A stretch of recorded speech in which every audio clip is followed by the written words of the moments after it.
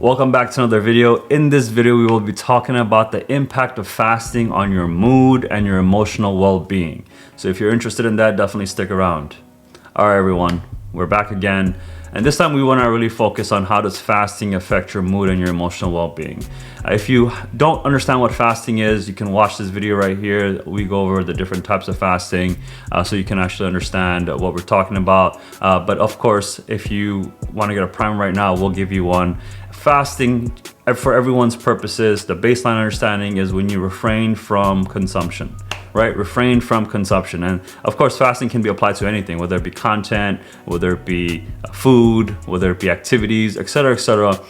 In our situation right now, we're talking about metabolism. We're fasting from food, fasting from putting anything in our mouth, obviously processing it. We don't need any of it because we have excess amount of it, or we want to get the therapeutic benefits of fasting, because therapeutic fasting is amazing, to be honest with you. It just keeps you more alert. Your body is just a lot more in tune with itself. But in the context of your mood and your emotional well-being, let's understand why would it get messed up in the first place.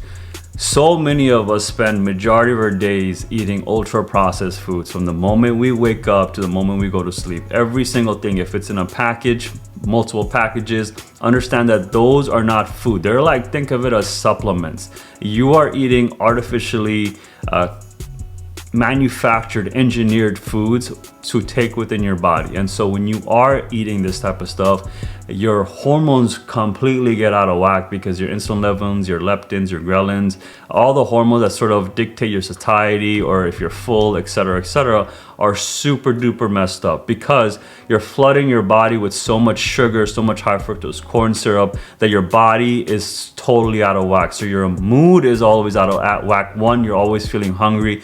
Two, you're probably grumpy all the time because, again, you're feeling hungry as well.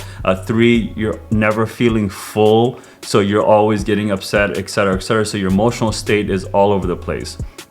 All over the place. It's continuously being knocked around by whatever you eat. And the best way I've experienced it is just seeing children drink like a soda, drink some high fructose beverage, or eating high sugar sweets or whatever types of ultra processed food. They go buck wild, my friend. They go buck wild. They're like jumping off the walls, because again, it's a drug, it's an engineered supplement. Every single thing that you are eating right now that are coming from a supermarket, that is in boxes and packages and packages. And note that I didn't mention any like brand names, because it doesn't really matter what the brand name is. It's all about what is that food. Like I was yesterday in one of the popular supermarkets, and then I'm just walking down the aisle of the chips and the cookies and etc., etc.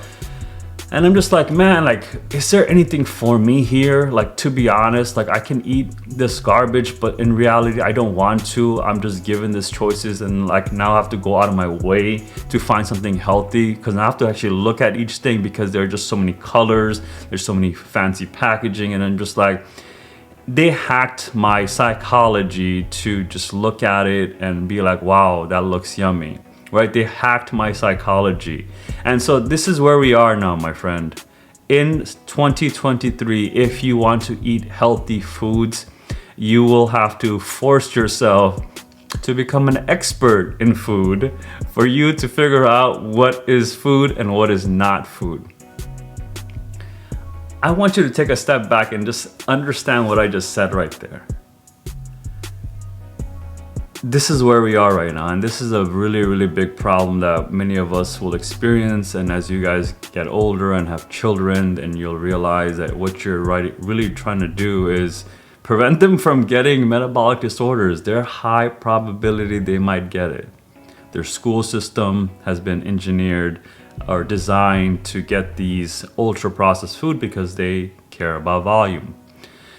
Anyway, so this is a topic that I can dive deep into. I'm very passionate about it because, again, just understand the statistics. Like, just go outside and take a look at who's outside. Out of 10 people, 6 or 7 of them will be overweight. And you just sympathize with them, because what you realize is they are slowly killing themselves without really noticing it.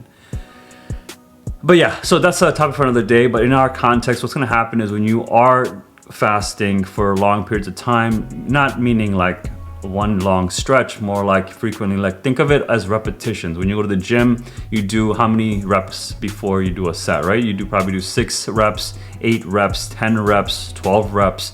That's a set. So think of fasting as a set as well. So weekly, how many fasting sessions do you want to do? How many reps you want to do? So maybe you want to do first start off with twice a week, maybe 3 times a week, maybe 5 times a week. And if you get really good, 7 days a week. Because think about it this way. When you understand and when you sort of unshackle the relationship of food and your emotional state, you're going to have such higher levels of awareness. Because what happens is when your GI system, which has its own energy centers, some like to call it chakras, different religions, different cultures, they use different terminology. In the Western world, we call them, ganglions for short, but they're really energy centers where you have these nuclei of your nervous system that generates a lot of the sort of the signals for that area. So when you're not eating something, your GI system is not overworking, and so you can actually funnel that energy flow to higher centers, which is obviously in your brain, in your your crown chakra, and etc. etc. You will realize you'll get a lot more spiritual and you'll just feel a lot better about yourself. So if you notice, right, that one simple tool, technology of fasting can help you with your mood and can help you with your emotional well-being. And it's just really strange making a video on this, but here we are, right? Here we are. Why am I making a video on this? Because I realized there's a need for it. And so hopefully that made sense to you, and take advantage of the fact that you have this ability. You don't have to pay anyone to do this, but if you do want to pay me to help you fast, I'll more than gladly take your money, because why not? Some people just need that push, and here I am being that guy to give you that push. So with that being said, guys, if you did find value in this video, definitely hit that like button, letting me know you liked it. If you disliked it, you know what to do. Hit that dislike button, letting me know why you disliked it. And then if you want to see more of these videos, hit that subscribe button so you are alerted or aware of when these videos come out. But of course, the best way would be the notification bell. Again, it was engineered, designed to help you get the notification when your favorite content creators create the next video, and it'll go right to your iPad or iPhone or your iDevice. And that way you'll be able to just click on it, and then you'll go straight into welcome back to another one. So that'll be a fun one. With that being said, guys, hopefully you enjoyed it. I will see you in the next one. Take care. Bye.